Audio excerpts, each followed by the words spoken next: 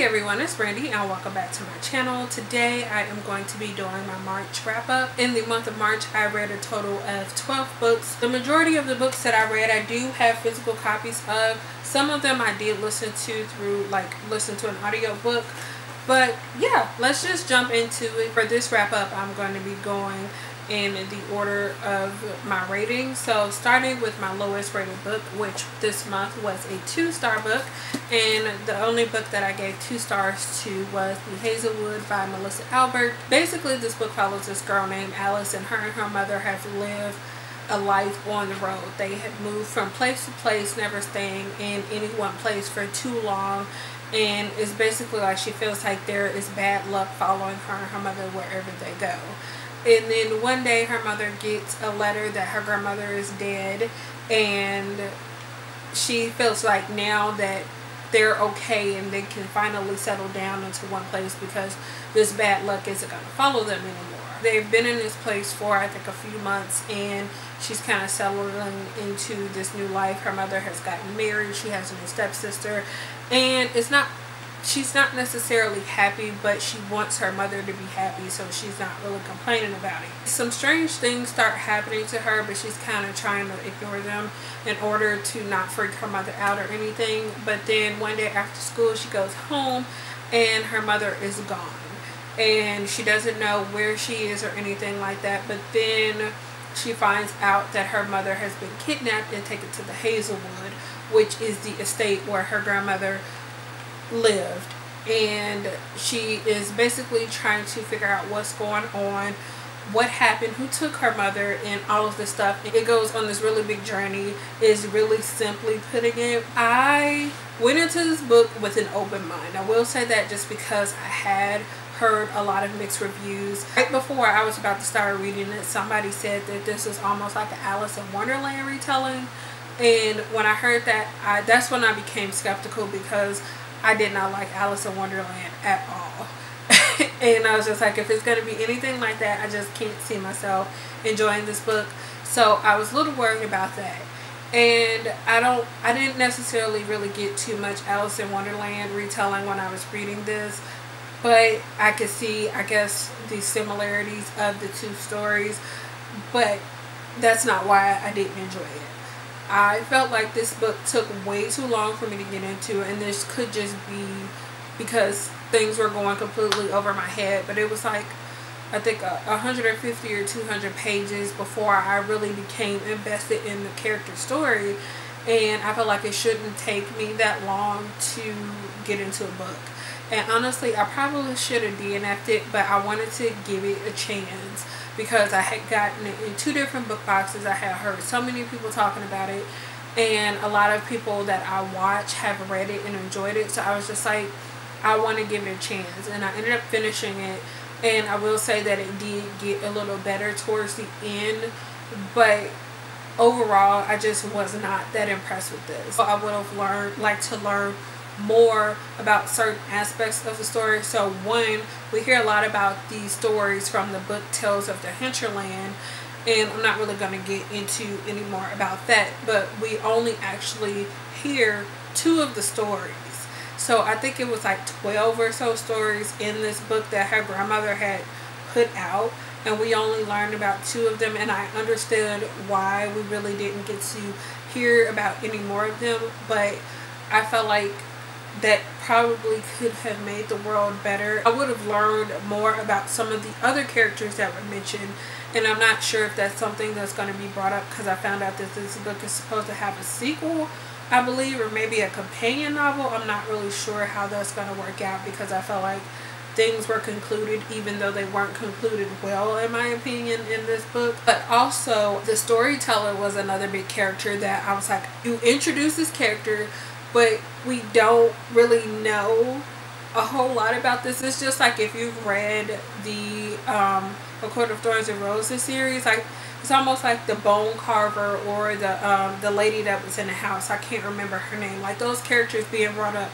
but you don't know really anything about them, and it's kind of just left at that. And I was just like, well, this is who I'm interested in. I don't care about Alice and what's going on in her life. I know that probably sounds terrible, but I I could probably sit and kind of rant about this. It wasn't terrible. I thought it was okay, but it just took way too long for me to get into. And like I mentioned, I gave this one a 2 out of 5 stars. I think I might be interested in seeing where the next book goes, or you know, depending on what it's focusing on, but this just wasn't the best for me. Moving on, I gave one book a 3 out of 5 stars, and that was Very Irresistible Playboy by Lila Monroe. I received this book for review from Inkslinger PR, and this book follows a girl named Haley. She is an aspiring photographer, and she actually quit her day job because right after school she went and worked as like an administrative assistant to this guy at a really big company. I can't remember if they even said what he did or not, but like I said, she quit this job in order to pursue her dreams of being a photographer. At the very beginning of the story, she's actually assisting this wedding photographer, and one thing leads to another, and her camera ends up getting destroyed while she's supposed to be taking pictures at this wedding, and she's basically out of job until she can get a new camera. But obviously she can't get a new camera because she doesn't have the money to pay for it. And then she gets a call for a job interview, and she goes in, and that doesn't really go well. She gets this really weird chance for a job opportunity. So she goes to speak to this lady, and she's not really sure what's going on because they're having her sign on this non-disclosure agreements and contracts and stuff like that before she can even be told what's going on. And she ends up agreeing to basically play this guy's fake girlfriend for 7 days while he goes back to visit his family. So the guy's name is Max. This book is told in dual perspectives, but it's mainly told from Haley's point of view. And I thought this book was enjoyable. It was like a really quick, fun read. It was pretty predictable because, you know, with any romance novel that follows a fake relationship, you could kind of guess what direction it's going to go in, and it goes in that direction. And there were some things that I didn't really enjoy about this, but overall I thought it was like I said, a quick, fun, enjoyable read. I do have a written review. It's not really too long. It's pretty much saying what I just said, but if you guys are interested in checking out that review, I will have it linked in the description, as well as you could go check out my Goodreads if you are interested, because I have posted it on there as well. Moving on, I gave 2 books 3.5 out of 5 stars. The first one was Making Sense by Lila Rose. This book follows a woman named Adeline. She's in her late 30s. She is a single mother who has recently gotten divorced, and she is currently working in like this sex store that sells like sex toys and DVD, like movies and all that type of stuff. And she also has like her own jewelry business on the side, but she's working this job to basically supplement income until her jewelry business takes off the way she wants it to. And it's kind of the perfect job for her because it allows her to work certain hours in the day while also being able to be around her son. So she ends up taking like a late night shift for one of her co-workers, and the owner of the store ends up coming in to do kind of like guess, I don't remember what they call it, but like when a boss or something comes in to shop, or you know, to kind of check out the employees to make sure they're doing their jobs right. Adeline has this problem where whenever she finds a guy attractive, she finds it really hard to talk to them. So basically she finds him really attractive, and she kind of stumbles over her speaking, even though she knows what she's talking about when it comes to this job. So he's basically trying to tell her that, you know, if she doesn't know what she's talking about, then she needs to not work there. And you know, she gets mad and things go back and forth, and one thing leads to another, and he ends up having, like, he fired her from this job, or he asked her to quit, and then he gave her a job as an assistant working with him in his office, like his business office. And you know, they end up spending more time together, and things just take off from there. I don't really remember too much about this book, as you might be able to tell. I read this towards the beginning of the month, and I do have a written review, so you guys can definitely check that out. I will leave it linked in the description down below. The next one that I gave 3.5 out of 5 stars to was Happy Marriage Volume 1 by Maki and Joji. But this one follows this girl named Chiwa. I believe she's like in her early to mid 20s, and she is having some issues because her father had tried to start a business and the business did not work at all, so her family is basically in debt and she is working 2 jobs to try to pay this debt off. One day she gets called into her boss's office and she finds out that his grandfather, which is an old friend of the family, wants them to get married. He basically said, I can help you pay off your debt, I just want you to marry my grandson, which turns out is the current president of the company the main company she's working for. And she doesn't want to agree to this, but after some unforeseen circumstances, she decides that maybe it would be the best decision for her, could really help her out. This was technically a reread for me. I gave this one a 3.5 out of 5 stars because there wasn't too much going on. It's really just an introduction of the characters as they're getting to know each other and kind of starting to see how they're gonna bring their 2 lives together. Moving on to my 4-star reads, which is the section where the majority of my books fell into for March. I don't really have any specific order that I want to talk about them in, so I'm just going to mention them in the order that I actually finished them in. So the first one that I gave 4 stars to was Daughter of the Pirate King by Trisha Levenseller. This was actually a reread for me, and I picked up the audiobook for this one this time around. And if you guys can believe it, I finished this in a day. The audiobook wasn't really too long, and I ended up putting it at like 1.5 times speed because the narrator was talking a little slow. So I did that. It was amazing. I still enjoyed the story a lot, and I really enjoyed the different experience of reading it in the audiobook format. I enjoyed this one, and I'm glad that I decided to reread it because it was a lot of fun. The next book that I finished that I gave 4 stars to was The Last Namassar by Kristen Ciccarelli. I actually buddy read this one with Bethany from Beautifully Bookish Bethany. This book follows a girl named Asha, and she is basically known as the Iskari in her town. And basically that means she is the destroyer or death bringer. She's going around slaying dragons for the king. He wants her to get rid of all the dragons because dragons they get power from being told stories.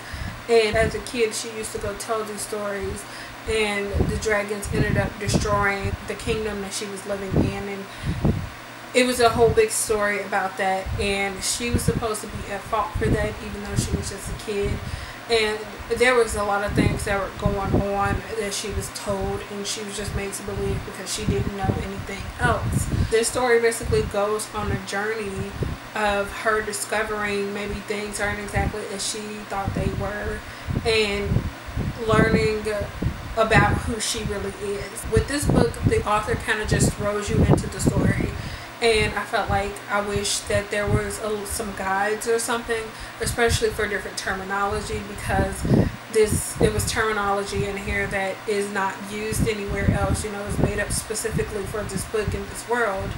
And I felt like I was missing out on some things because that wasn't included with this. This was, I don't want to say a lot of fun, but it made me think a lot, and I just really enjoyed the journey that the main character went on. And then the next 2 books I have to talk about are manga. The first one is Skip Beat Volume 40 by Yoshiki Nakamura.